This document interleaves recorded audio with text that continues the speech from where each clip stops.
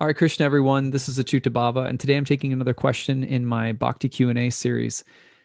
This one is about forgiveness. How do we forgive when we're so angry and hurt? What are the steps and thought processes we need to go through to show love to people that you just don't want to? She goes on to describe an event that happened in her workplace that was really, really difficult. Can you please help me to learn how to forgive as it's tearing me apart still? I don't want to be this way. I want to be able to forgive. I listen to your talks and find some guidance from them. Thank you for taking the time to read my email. So, first of all, I think this is a great question, and it wouldn't like we wouldn't have so many spiritual teachers in so many different spiritual traditions around the planet admonishing us, encouraging us, begging us to be forgiving in heart and spirit day in and day out, to learn the art of forgiveness if it were not difficult to forgive. If it were so easy to forgive, why would we have every great luminary of every tradition telling us be compassionate, be merciful, be non-judgmental, forgive, be in gratitude? None of these things are easy. The first step in spiritual life, as I've heard my guru say many times, in terms of forgiveness, and this is the advice that I find myself most in need of, not the advice that I've mastered, is that we have to recognize that the degree to which I forgive is the degree to which I am forgiven. It's really that simple, that the more that I'm able to open my heart and allow for and be tolerant of the shortcomings of other people.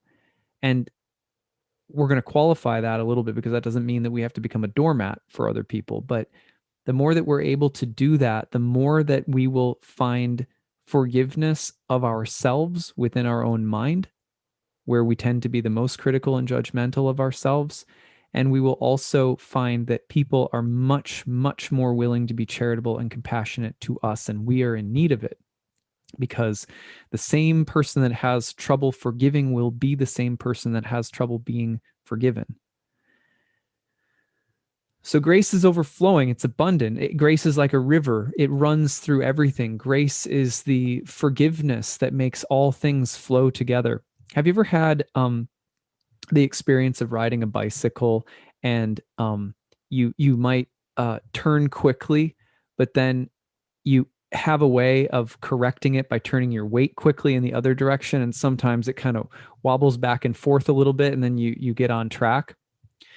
So if you think about reality in the material world is always teetering like that on the edge.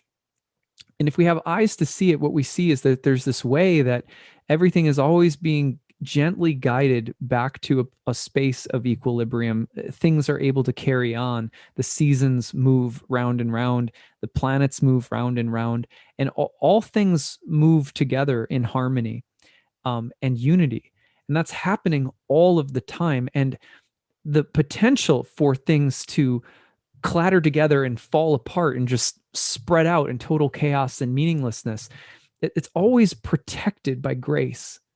Grace is the thing that allows for that wobbling and tilting and falling down, but bringing us back into the center again.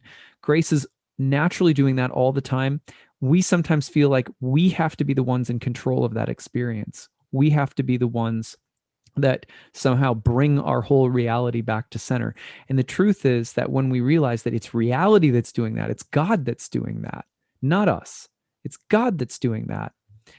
If we can surrender the heart and recognize that it's God that's doing that, then we don't have the burden of having to be the controller any longer. And most of the time when we have trouble forgiving, it's because we have trouble letting go of being the controller. When I have trouble forgiving, let's say my wife because we're in a fight, or my kids because we're squabbling about something, when I step back and go, it's grace that's going to correct this situation in me, in my heart, in my mind, in my relationship, in the world around me, I can let go of thinking that I'm the one who has to straighten it all out. I'm the one who has to make it all right. I'm the one who has to fit it all together in my mind or literally by doing things. When I let go of that, here's what happens. All of a sudden, I'm in a peaceful place. If my wife and I are having some kind of argument, because I'm in that peaceful place, my wife will probably drop into that peaceful place. Or if she does it first, then I might drop into the peaceful place because I've just said, I'm surrendering. I'm not in control of this situation. I'm not the one who has to be the administrator of grace and unity and harmony in this situation. That's going to happen on its own because God is good all day long. Every wobble in creation is being just melded together perfectly all the time. If I can surrender to that, then I step into that. And as I step into that, then my relationship finds its way back to harmony because the harmony doesn't require our effort or control. To step into that grace is just a matter of surrendering. That's it. It's like a muscle that we have to learn how to use. And the extent to which the more that we're able to step into that grace, to let go, which is also to say to forgive, like, oh, this is a pretty forgiving bicycle. I can tilt this way and that way, but it's pretty forgiving. I've got some lean in here. So the more that I'm able to just step into that situation, the more that reality itself becomes forgiving. And that's when, there's an effortlessness. When we're trying to control and work everything out and things don't work, then we start battling, and that just makes it really hard to work anything out. So what I've found is that if you can if you can reframe your relationship to forgiveness in terms of control, you can say, I don't like that I wasn't in control of a situation. I don't like that I felt misunderstood. I don't like that I can't control another person's thoughts or actions.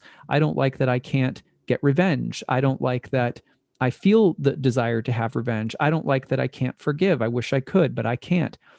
The more that we just say, well, I can't do anything. I'm not in control of very much at all. And the more that you can just step into that and just allow yourself the space to, recognize I'm trying to control and I can't control, the more likely it is that the forgiveness will come through you, not from you, not because you're doing something, but because you're allowing for something. So the forgiveness just flows through. And so does love and mercy and compassion.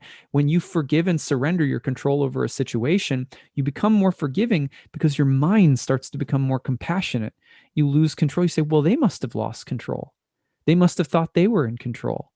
They did this and they acted this way because of the same problems that I have and trying to be in control of everything, and of thinking that my happiness is based on how well I can control every circumstance, or the tendency to want to dominate or not be dominated, or the fear or the desire or the hope or the vain wish that I have to be better than other people. If you can recognize those things in yourself, in the trouble that you're having forgiving, then you can recognize it in the people who, may have hurt your feelings or done something that was unjust. And when you do that, I mean, just that shift in perspective, grace, forgiveness, the wobble starts to come right back into the center. And all things are working together for good when we do that. So forgiveness isn't like, I pardon you. Like, it's like, ah, yes, you had a grievous error. You really fell off and lost control of the bicycle, sir, but I forgive you, because on this trail of life, not everyone can be an expert rider like myself, right? If that's what we're thinking of as forgiveness, like, we're in big trouble.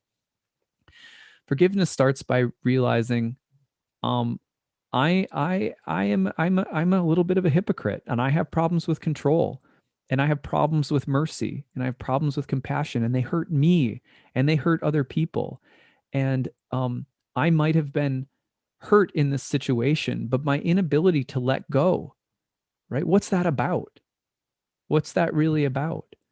And if I can't let go and just breathe and be at peace, then I can't accept the healing. I can't accept the forgiveness and mercy that wants to flow through. And that's about me. That's not about someone else. That's just about me. And when I do that, when I can take that step and let go of my control of the situation, of my control of my own life and so forth, then It's amazing what kind of grace and forgiveness starts pouring through. Now, the like qualification to this is that that doesn't mean that relationships after there's been real hurt done need to go on in the way that they have been. Part of mercy and forgiveness and letting go, is when you step into the flow of grace and mercy, you also step into the flow of intelligence. Intelligence helps us to make healthier choices, so that we maybe there's lessons to be learned, and maybe we make different choices going forward, or maybe we set up new boundaries, not out of hate, not out of a vengefulness, not out of a form of judgment, but just out of wisdom, just out of gentle but firm wisdom. That is the kind of wisdom and intelligence that helps us know what to do next if there's some further response or interaction needed. But we can't get there either unless we let go. Let go of our control over the situation. The situation starts correcting itself naturally. The grace and mercy of God start pouring through. Okay, so those are my thoughts about forgiveness. This is the things that I've heard my teachers say about forgiveness. These are the things that this is the message that I self-talk, with myself in my head about. This is the message of the Bhagavad Gita, the Bhagavat Purana. These are the messages of our great acharyas in bhakti who teach us that love starts with letting go of control, and forgiveness is almost always related to feeling like we lost control and then having a hard time letting go of something. So I would start there.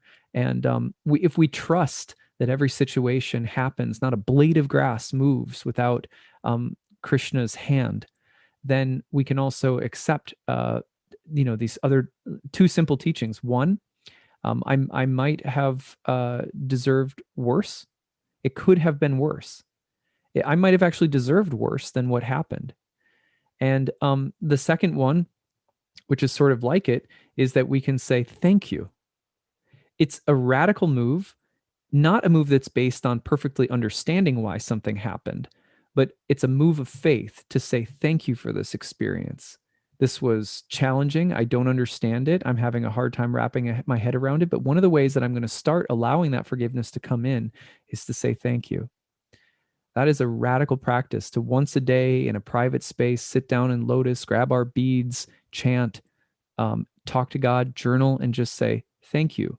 These experiences of today are helping me to let go at an even deeper level, which means more grace, more mercy, and more love can come through. And if we want more of those things for ourselves, then giving them to others is a part of how that happens. Okay, so I hope that this was inspiring and helpful, and it was a joy to talk about this subject with you. If you guys have any questions about Bhakti Yoga, want specific topics to be covered in my Bhakti talks, feel free to email me, info@nightlightastrology.com, and put Bhakti Q&A in the subject line. All right, take it easy, everyone. Hare Krishna.